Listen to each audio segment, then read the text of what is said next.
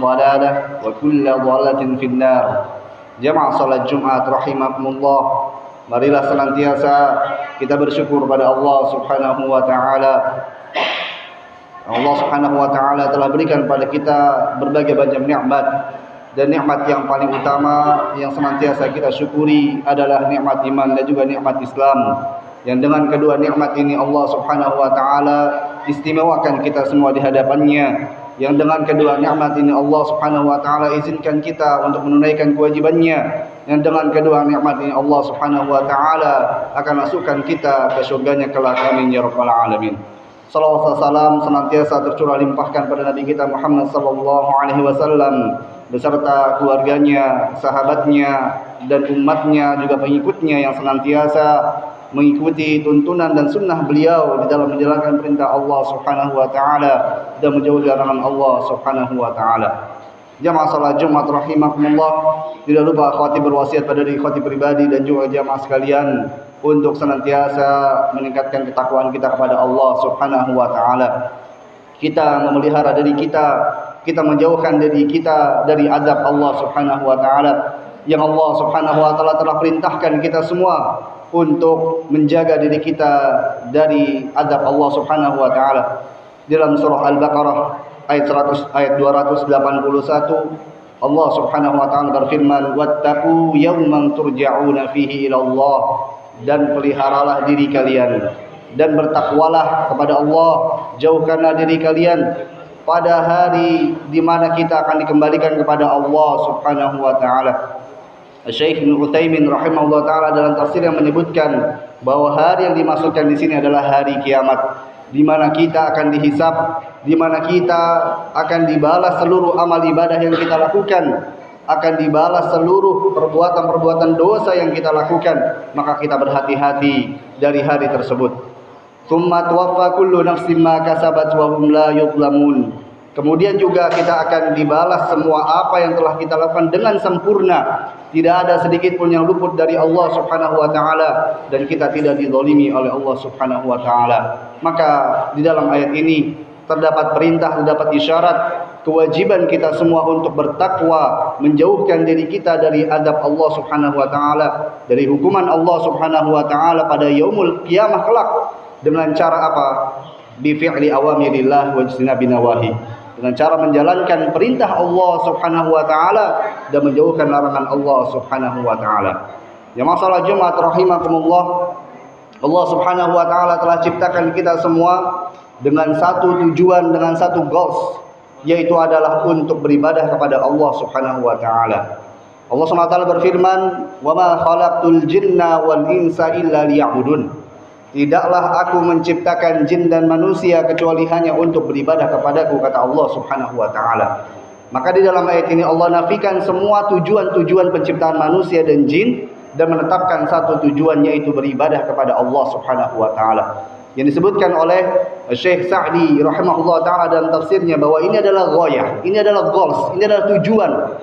Bagaimana Allah Subhanahu wa taala, atau kenapa Allah ciptakan manusia dan jin? Dan kenapa Allah Subhanahu wa taala utus setiap rasul, setiap manusia-manusia pilihan? Maka Allah berikan keterangan bahwasanya tujuan mereka semua adalah untuk menyeru umat manusia menyembah dan beribadah kepada Allah Subhanahu wa taala.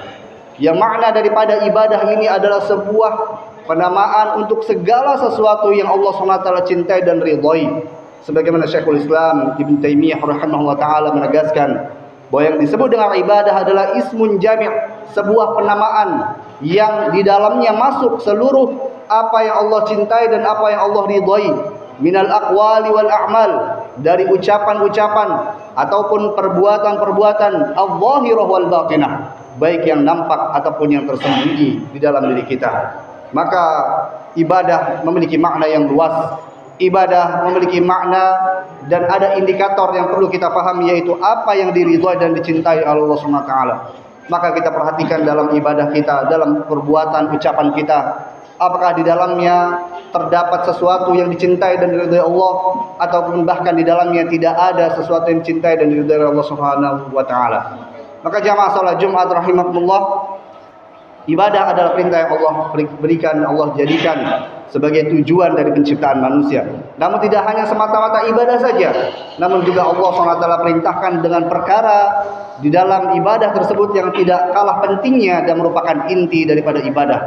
Allah SWT berfirman, "Wa ma umiru illa liya'budullaha mukhlishina lahuddin." Tidaklah manusia diperintahkan pertama kecuali untuk ibadah, yang merupakan di antara tujuan penciptaan manusia. Dan kemudian apa kata Allah SWT? Mukhlishina lahuddin. Mereka ikhlas di dalam menjalankan ibadahnya kepada Allah Subhanahu wa taala untuk menegakkan agama. Artinya bahwa niat yang ada di dalam hati seseorang ketika beribadah adalah perkara yang sangat penting dan perkara yang menentukan ibadahnya di sisi Allah Subhanahu wa taala. Al-Imam Ibnu Hazm Al-Andalusi rahimahullah taala menyebutkan, perkara niat di dalam ibadah adalah sebuah inti daripada sebuah peribadahan itu sendiri. Yang kemudian beliau sebutkan, wa hiya minal a'mali bi manzilati ruhi minal jasad. Bahwa kedudukannya antara niat dengan amal perbuatan adalah umpama atau ibarat ruh dengan jasad. Yang apabila tidak ada ruh di dalam jasad, maka tidak akan pernah bisa hidup jasad tersebut. Maka apabila seseorang beribadah dan tidak ada niat yang baik di dalam hatinya, maka tidak ada peribadahan yang diterima di sisi Allah Subhanahu wa taala. Artinya bahwa hendaknya ketika kita melakukan ibadah yang saat ini kita lakukan, baik yang wajib maupun yang sunnah, atau yang telah kita lakukan sebagai introspeksi diri kita, atau yang akan kita hadapi yang kita lakukan, maka niat yang baik adalah perkara yang menjadi inti daripada peribadahan yang kita lakukan. Jamaah salat Jumat rahimakumullah. Begitu pentingnya perkara niat yang baik dalam ibadah, sampai-sampai Nabi kita sallallahu alaihi wasallam menyebutkan dalam sebuah hadis yang diriwayatkan oleh Abi Kabsyah Amr bin Sa'ad Al-Anmari, Nabi sallallahu alaihi wasallam bersabda, "Innamad dunya li arba'ati nafar." Bahwa dunia ini dihuni oleh 4 manusia.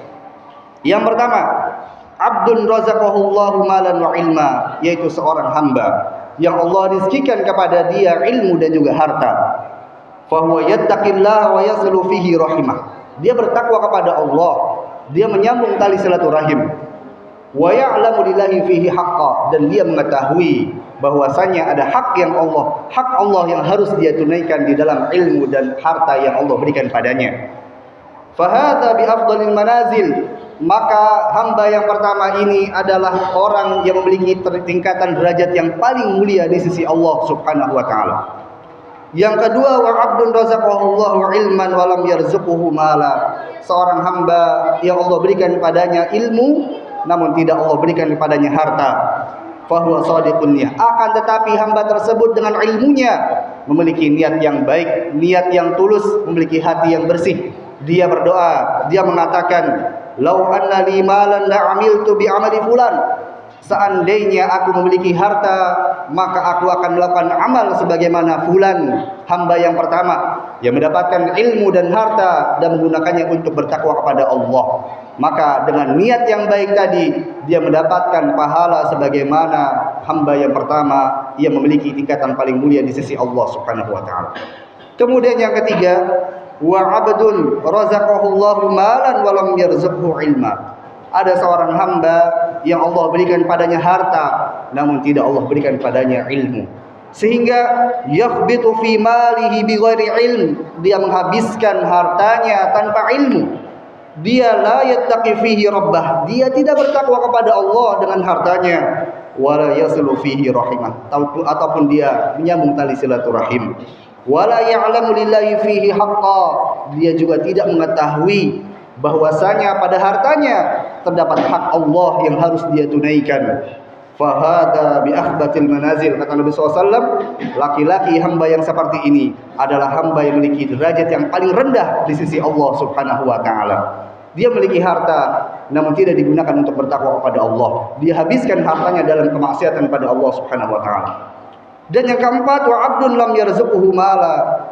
Seorang hamba yang Allah tidak berikan padanya harta, wala ilman, ataupun ilmu. Tidak diberikan harta, tidak diberikan ilmu.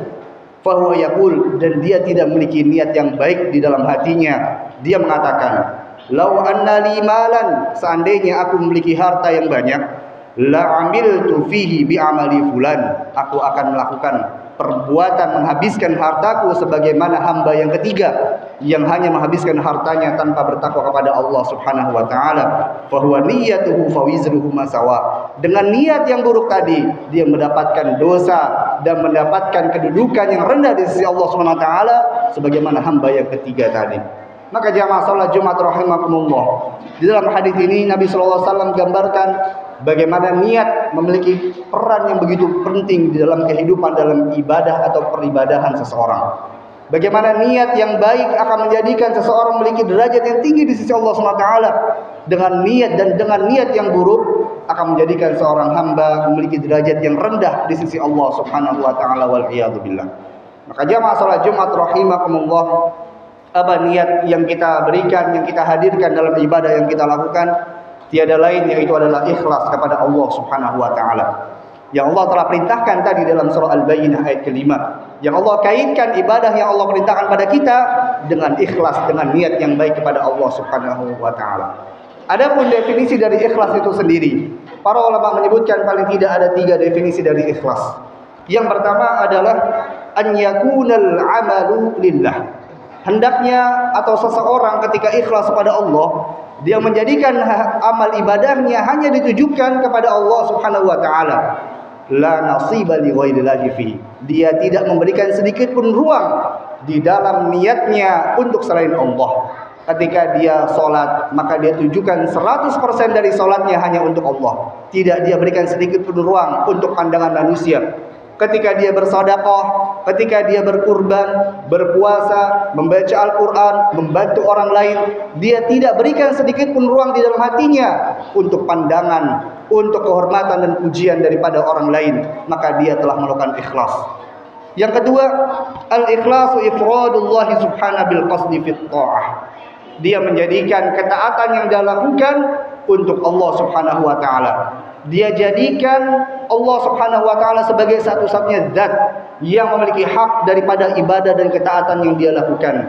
Dia tidak berikan hak ibadah ini kepada Allah selain Allah Subhanahu wa taala.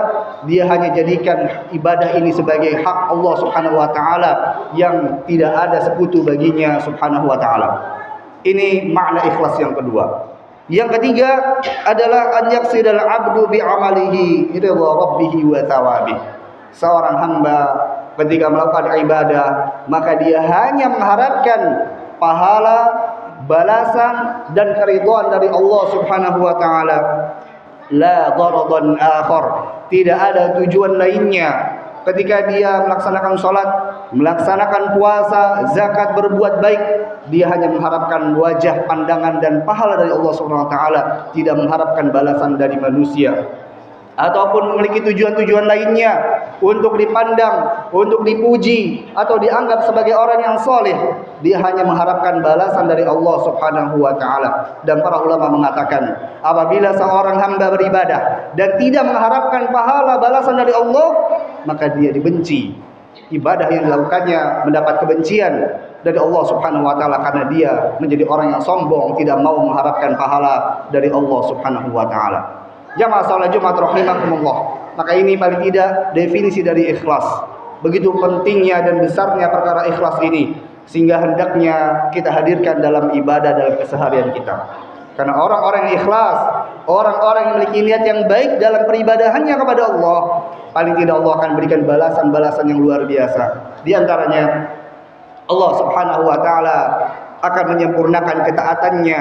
Allah Subhanahu wa taala akan menjadikan di dalam hatinya kecintaan dalam ibadah.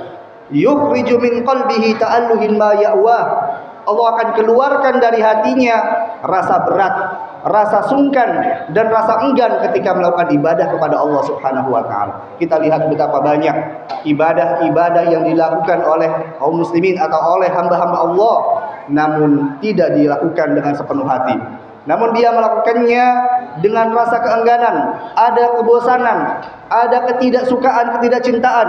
Maka dengan ikhlas Allah akan hilangkan penyakit-penyakit hati yang ada dalam hatinya saat ibadah. Maka dengan keikhlasan Allah SWT akan sempurnakan ketaatannya karena dia menghadirkan kecintaan dan juga ketundukan kepada Allah di dalam menjalankan ibadah kepada Allah Subhanahu wa taala.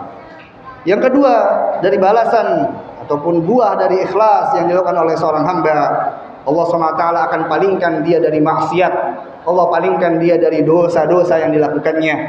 Kita lihat bagaimana Nabiullah Yusuf alaihissalam diberikan pertolongan Allah SWT, dijauhkan daripada maksiat ketika dia sudah mampu ataupun sudah berada di situasi dan dia sanggup ataupun beliau sanggup mampu untuk melakukan maksiat tersebut.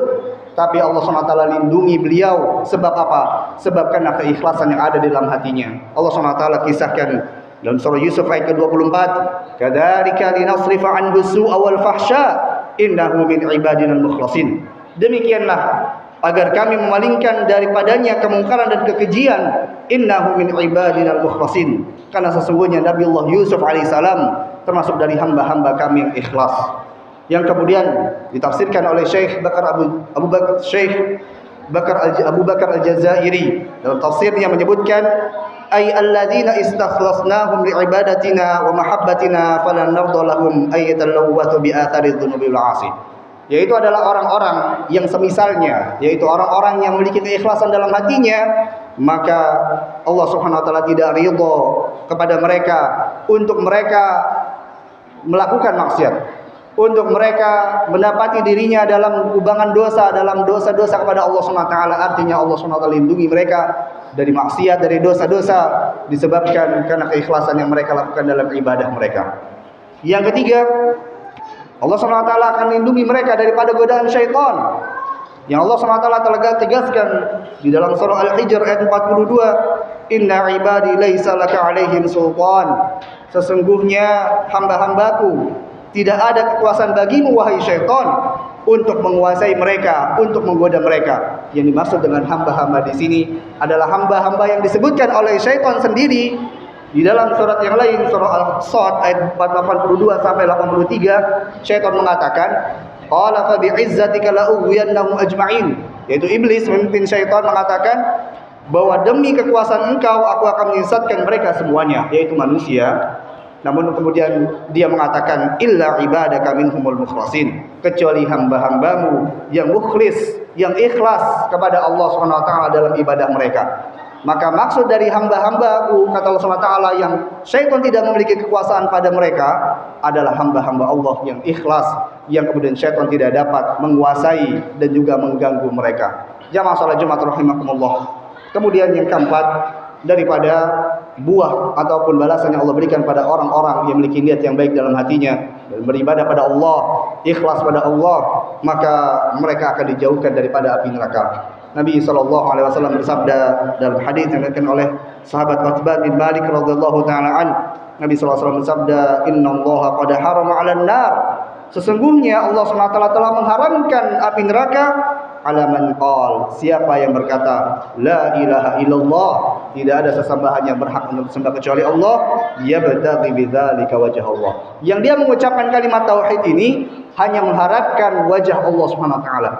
Mengucapkan kalimat tauhid merupakan ibadah, yang artinya bahwa setiap hamba-hamba Allah yang beribadah dan tidak mengharapkan wajah selain Allah, yang hanya ikhlas pada Allah, maka Allah SWT akan haramkan api neraka baginya. Maka jamaah salat Jumat rahimakumullah, mudah-mudahan kita senantiasa diberikan kemudahan dalam memiliki niat yang baik dalam ibadah kita, senantiasa ikhlas pada Allah SWT, dan yang paling penting adalah senantiasa memperhatikan perkara hati kita, perkara niat kita, perkara ikhlas dalam diri kita saat kita menunaikan ibadah kepada Allah Subhanahu wa taala. Barakallahu lakum fil Qur'anil azim wa nafa'ani wa iyyakum bima fihi minal ayati wa dzikril hakim wa taqabbalallahu minni wa minkum tilawatahu innahu huwas samiul alim.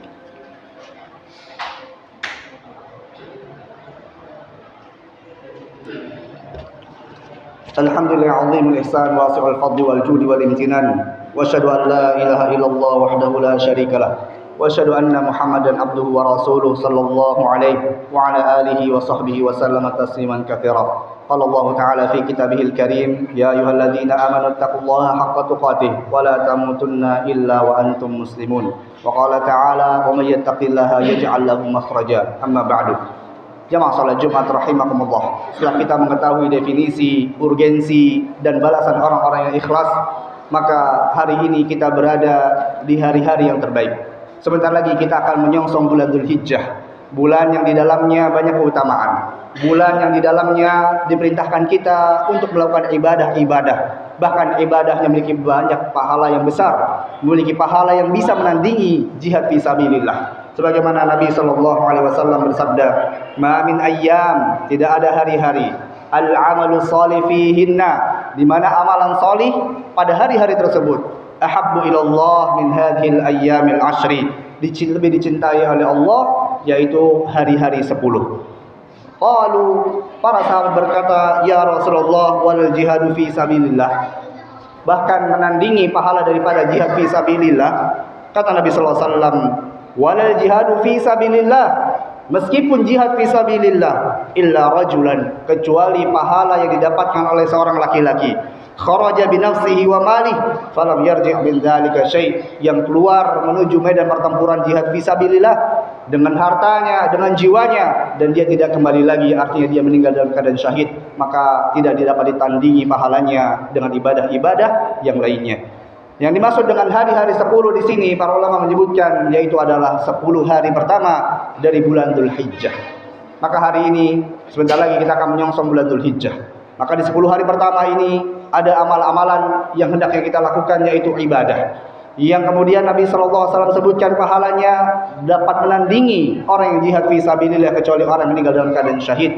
Yang bahkan di antara para salafus saleh terdahulu, yaitu Sa'id bin Jubair rahimahullah taala mengatakan, "La tuqfi'u surujakum layali ashri dzulhijjah."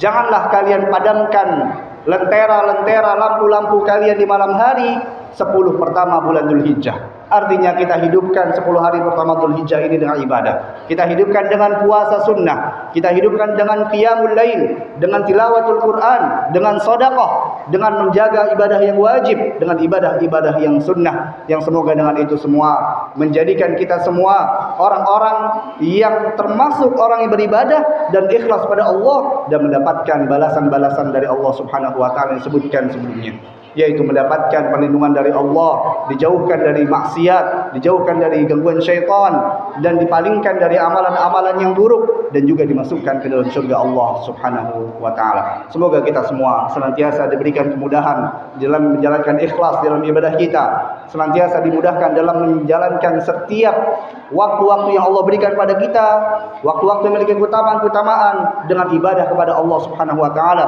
sehingga kita meraih pahala yang besar, menjadi hamba-hamba Allah yang akan menghuni surga Allah Subhanahu wa taala. Amin ya rabbal alamin. Innallaha wa malaikatahu yusholluna 'alan nabi ya ayyuhalladzina amanu shallu 'alaihi wa sallimu taslima. Qala Nabi sallallahu alaihi wasallam, "Man shalla 'alaihi salatan sallallahu alaihi biha 'ashra." Allahumma shalli 'ala Muhammad wa 'ala ali Muhammad كما صليت على إبراهيم وعلى إبراهيم إنك حميد مجيد وبارك على محمد وعلى آل محمد كما باركت على إبراهيم وعلى إبراهيم إنك حميد مجيد. اللهم اغفر للمسلمين والمسلمات والمؤمنين والمؤمنات الأحياء منهم والأموات إنك سميع قريب مجيب دعوات يا قاضي الحاجات. اللهم أرنا الحق حقا وارزقنا اتباعه وأرنا الباطل باطلا وارزقنا اجتنابه. اللهم آت نفوسنا تقواها وزكها أنت خير من زكاها أنت وليها مولاها. اللهم إنا نسألك الهدى والتقى والعفاف والغنى يا رب العالمين. اللهم أصلح أحوال المسلمين، اللهم أصلح أحوال ولاة المسلمين بتطبيق كتابك وسنة رسولك صلى الله عليه وسلم. اللهم إنا نسألك الجنة وما قرب إليها من قول وعمل ونعوذ بك من النار وما قرب إليها من قول وعمل. اللهم إنا نسألك الإخلاص في عبادتنا يا رب العالمين. اللهم ارزقنا باتباع سنتك وإخلاصك لك في عبادتنا يا رب العالمين. اللهم أعز الإسلام والمسلمين ودمر أعداءك أعداء الدين يا ذا الجلال والإكرام. اللهم شتت شملهم وزق صفوفهم وقلل عددهم يا ذا الجلال والإكرام. ربنا لا تزغ قلوبنا بعد إذ هديتنا وهب لنا من لدنك رحمة إنك أنت الوهاب. ربنا هب لنا من أزواجنا وذريتنا قرة أعين واجعلنا للمتقين إماما. ربنا آتنا في الدنيا حسنة وفي الآخرة حسنة وقنا عذاب النار. سبحان ربك رب العزة عما يصفون وسلام على المرسلين والحمد لله رب العالمين. الله يعين التصاعد أقيم الصلاة.